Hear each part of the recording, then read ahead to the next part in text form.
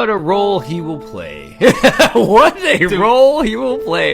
If anyone was like a well-spoken, he's almost like a Tywin mixed with Littlefinger in a way is the best way I can describe it. How would you describe Otto? You see, like, I didn't get that from Otto, because I really do think overall, and this is what's so great about all these characters in this show, and we'll talk about it too when we meet, one of the big guys that everyone loves, so far here in just a couple minutes. But I do think his best interest, his interest is in the interest of the realm, what he thinks is going to be best for the realm. I don't really think he was trying to do things for personal gain, and I don't want to give anything away just yet, but like, I wouldn't really kind of characterize him as a Littlefinger or Tywin crossover or even anything similar. I really think he's more he's his own character, just because Littlefinger was only ever wanting to do things for himself and rise in his own station, and Tywin, I think he just really wanted his family name to kind of ring on forever. He was all about legacy, and I'm not entirely sure that Otto Hightower is really any of these things. I think he saw the potential of the fallout from what could happen, which we'll talk about not too long from now, of, when it comes to the succession. And he's like, we have to figure out a way to make sure this realm doesn't fall apart, because obviously, not to give anything away, but we saw just in the very opening credits, Princess Rhaenys was looked over, and even though she had the better claim to the throne for Viserys. So, it already happened once, and all of Westeros are the ones that voted on it. It was a great council. It wasn't just King Jaehaerys who made the decision. He had everyone kind of come together, and that was the decision they made. So Otto Hightower is not an idiot. He's like, hey, like, this already, like, history repeats itself, right? So I don't want to give anything away, but I don't think he's a self-serving character. I don't agree with a lot of the actions he does or the way he goes about it, but it's hard for me to characterize him as someone as self-serving as Littlefinger, or as, just wanting to keep the legacy going.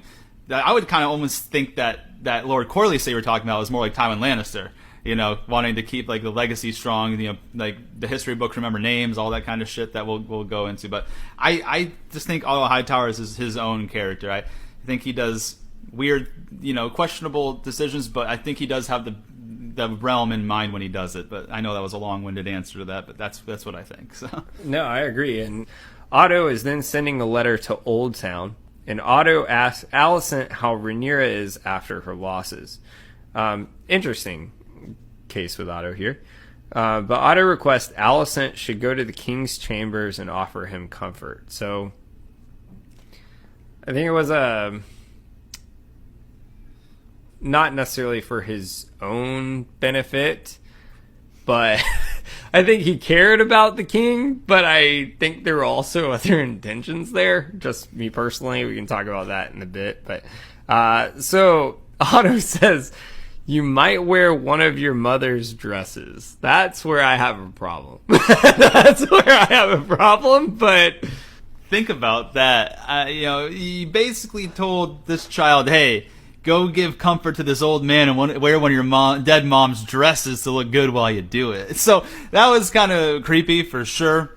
I mean, that's just, you have to question the intentions behind it. Was it just to give comfort to the king? Was it maybe to plant the seed of, hey, maybe you do need someone else in your life that possibly could give you male heirs? I don't know, maybe he's thinking that far ahead at this point in time, or maybe it was just, to strengthen his own position there.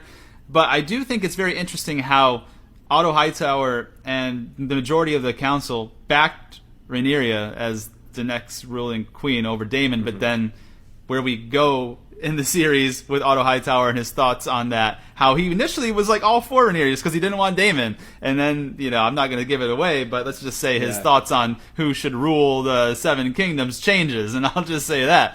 But and who knows, maybe this little shipping his daughter off over to the king's quarters might have been part of this change in his mind. Who knows? But it was a very interesting decision, and I think it's going to be a weird dynamic going forward.